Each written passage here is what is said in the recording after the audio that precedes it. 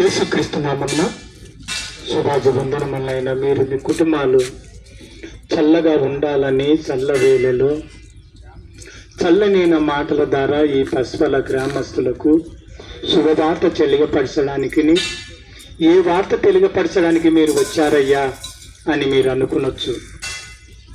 యేసన్న వార్త. ఆయన యేసయ్య మన కొరకు ప్రాణం పెట్టాడు. ఆయన ప్రాణం పెట్టిన విధానాలలో మనకు తెలియని పరిస్థితుల్లో బ్రతుకుతున్న వారందరిని మేలుకొల్పడానికి ఈ పస్వల గ్రామానికి వచ్చి ఉన్నాం. ఆయన ఈ 2024 సంవత్సరముల కింద ఈ భూమి మీదకి వచ్చి మానవుల లోకములో ఉన్న మానవుల పాపాలన్నీ ఆయన శిలువ కొయ్య మీద వేసుకొని ఆయన పాప విమోచన మీరు పొంది ఉన్నారు కాబట్టి మీరు కూడా పరిశుద్ధత కలిగి ఉండాలని ఆయన పరిశుద్ధుడుగానే ఈ లోకానికి వచ్చి ఎన్నో విషయాలను మనకు తెలియపరిచాడు. తెలియపరుస్తూ ఒక మాట చెప్తున్నాడు. ఏ మాట చెప్తున్నాడంటే మార్కు సువార్త 1వ అధ్యాయము 15వ వచనములు చూసినట్టయితే కాలము సంపూర్ణమైనది అంటున్నాడు. అవునండి, కాలము సంపూర్ణమైనది కాబట్టి దేవుని రాజ్యము సమీపించినది కాబట్టి మారు మనసు పొందండి అంటున్నాడు. ఆయన కూడా ఈ లోకానికి వచ్చి మీరు బ్రతుకులను మార్చుకోండి అని ప్రభువైన యేసుక్రీస్తు వారు తెలియపడుతున్నాడు. యోహాను అదే విధంగా ముందుగా ఆయన తెలియపడుతున్నాడు. ఏం చెప్తున్నాడంటే దేవుని రాజ్యం సమీపించినది కాబట్టి మారు మనసు పొందడని యోహాను గారు బాప్తిసం ఇచ్చి యోహాను తెలియపడుతున్నాడు. అలాగే ఈయన కూడా ఆయన చెప్పిన తర్వాత కాలమును గురించి చెప్తున్నాడు. యేసు ప్రభు వారు కాలము సంపూర్ణమైనది కాబట్టి దేవుని రాజ్యము సమీపించినది కాబట్టి మీరు మారు మనసు పొందండి అంటున్నాడు. ఈరోజు మారు మనసు కొరకు దేవుని దగ్గరికి ఎవరు వెళుతున్నారు? పాప క్షమాపణ పొందాలని ఎవరైనా వెళుతున్నారా? శరీర కోరికల కొరకే చాలా మంది వెళుతున్నారు. అవునండి, దేవుడు శరీరాన్ని కోరికలను నెరవేర్చడానికి నీ లోకానికి రాలేదు, కానీ పాపములోంటి విడుదల కలుగ చేసి దేవునికి నేను అప్పగించాలనే ప్రభువుని యేసుక్రీస్తు ఈ లోకానికి వచ్చాడు.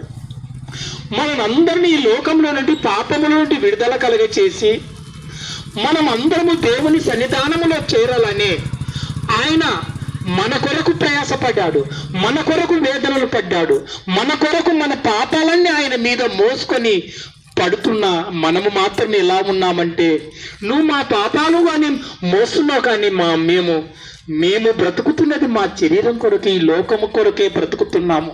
ఏదో ఒక రోజు వస్తాము, వచ్చి ఆదివారమో లేకుంటే పండగ రోజు ఒకరోజు మేము నీ సన్నిధానంలోకి వస్తాము.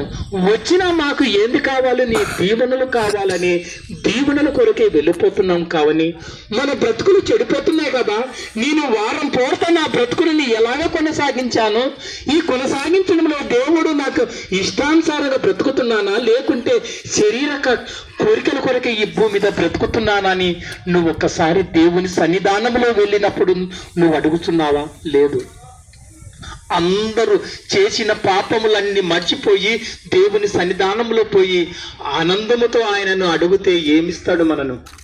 మనం పాప క్షమాపణ పొందండి, మన బ్రతుకులను మార్చుకునండి, ఏమిస్తాడు? అందుకే చెప్తున్నాడు కాలము సంపూర్ణమైనది అంటున్నాడు.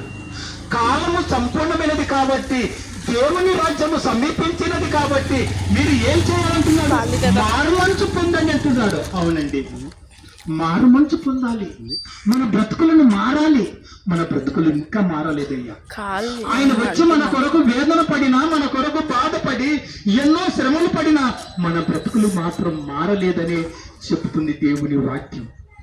అవును, ఆయన మాటలు వింటున్నామా? మనం బ్రతుకుతున్నామా? లేదయ్యా. ఆయన ఒకసారి మనం ఆలోచింప చేసినట్టయితే, ఆయనకి వైపు చూసినట్టయితే ఎంత వేదన పడ్డాడో తెలుసునా? ఆయన ఎంత బాధలు పడ్డాడో తెలుసునా? సుమారుగా ఉదయం 9 గంటల నుండి సాయంకాలం వరకు చిలువ కొయ్య మీద మన కొరకు ప్రాణం ఇడవకుండగా నన్ను చూసి నా పిల్లలు ఈ భూమి మీద ఉన్న వారందరూ మారుతారు కదా అని ఉదయం 9 గంటల నుండి సాయంకాలం వరకు సిలువ కొయ్య మీద ఆయన వేదన పడ్డాడు. ఎవరి కొరకు వేదన పడ్డాడు? నీ కొరకు, నీ పాపముల కొరకు, నా పాపముల కొరకు, లోకములో ఉన్న వారందరి పాపముల కొరకు. ఎందుకంటే లోకాన్ని ప్రేమించాడు కాబట్టి, ఆయన లోకాన్ని ప్రేమించాడు కాబట్టి మరణ వేదనను పొందాడు. ఆయన ఎందుకు పొందాడంటే నీ అపరాధముతో, నా అపరాధముతో, ఈ లోకములో ఉన్న వారందరి అపరాధము కొరకు మరణ వేదన పొందాడయ్యా. ఆయన మరణ వేదన పొందడానికి ఎందుకంటే నీవు అపరాధముతో చచ్చిపోయినావు, నేను అపరాధముతో చచ్చిపోయిన వారినందరినీ బ్రతికించడానికేనే ఆయన శిలువకు ఎన్నిన మరణ వేదనను అనుభవించాడు. ఎందుకు ఆయన వచ్చి మరణ ఏదైనా అనుభవించాడంటే ఈ భూమి మీద ఉన్న వారందరికీ ఆయన రక్తము కావాలి కాబట్టి, ఆయన రక్తముతో ప్రతి ఒక్కరికి మోచము, పాప విమోచన దొరుకుతుంది కాబట్టి ఆయన రక్తమును ఏమి మిలిగించుకోకుండా ఈ భూమి మీద ఉన్న వారందరి కొరకు కాల్చాడని దేవుని వాక్యం తెలియపరుస్తున్నది. అందుకే ఆయన చెబుతున్నాడు, కాలము సంపూర్ణమైనది, దేవుని రాజ్యము సమీపించినది కాబట్టి మీరు మారు మనసు పొందండి అని దేవుని వాక్యము ద్వారా, దేవుని మాట ద్వారా ఆయన హెచ్చరిక చేస్తున్నాడు. అవునండి, ఆయన సమాధి చేపట్టాడు. ఆయన సమాధి చేపట్టాడు, 3 రోజులు సమాధి చేపట్టాడు, తిరిగి లేచాడు.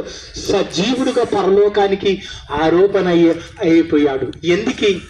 నీకుడుగా మరో బ్రతుకుందని తెలియపరచడానికని ఆయన మరణ వేదన అనుభవించి సమాధి చేపట్టాడు, తిరిగి సజీవుడుగా పరలోకానికి ఆరోపణ అయిపోయాడయ్యా.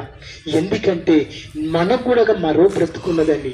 ఎందుకంటే ఈ లోక భ్రమలలో మనం అందరం ఉన్నాం కాబట్టి, మనకు బ్రతుకు లేదనుకుంటున్నాం కాబట్టి, మనకు మరో బ్రతుకు ఉన్నదని తెలియపరచడానికనే ఆయన మరణ వేదనలను అనుభవించి ఆయన సజీవుడుగా పరలోకానికి వెళ్ళిపోయాడని దేవుని వాక్యం తెలియపరుస్తున్నది. అవునండి, మనము ఎలాగా ఆయనలో ఉండాలని దేవుడు కోరుకుంటున్నాడంటే ఆయన రక్తం ద్వారా పవిత్రపరచుకోవాలి. ఆయన రక్తం ద్వారా మన పాపాలను కడిగి వేసుకున్నప్పుడే మనం కూడా ఒక పవిత్రులుగా బ్రతుకుతామని దేవుని వాక్యం తెలియపరుస్తున్నది. కాబట్టి ఈ ఉదయకాలమున క్రీస్తు మాటల గురించి మీకు ఎందుకు తెలియపరుస్తున్నాడంటే, క్రీస్తు ఎవరు తెలియని వారు లేరు, అందరూ తెలుసు. కానీ ఆయన ఈ లోకానికి వచ్చినది మన శరీర కోరికలను నెరవేర్చడానికి కాదు, పాప విమోచనకు ఒప్పుకొని ఆయన దగ్గర పశ్చాత్తాపపడి దేవుని సన్నిధానములో మనము ఉండడానికినే ఆయన మన కొరకు ఈ లోకానికి వచ్చాడయ్యా. కాబట్టి అందరిని పిలుస్తున్నాడు, ప్రయాసపడి భారం వస్తున్న సమస్తమైన జనులారా నా వద్దకు రండి, నేను మీకు విశ్రాంతిని కలుగ చేస్తానని తెలియపరుస్తున్నాడు. కాబట్టి యేసును రక్షకుడిగా అంగీకరించుము, అప్పుడు మీరును మీ ఇంటి వారును అందరూ రక్షణ పొందుతారు. ఇది అనుకూలమైన సమయం, ఇది రక్షణ దినం. చిన్న ప్రార్థన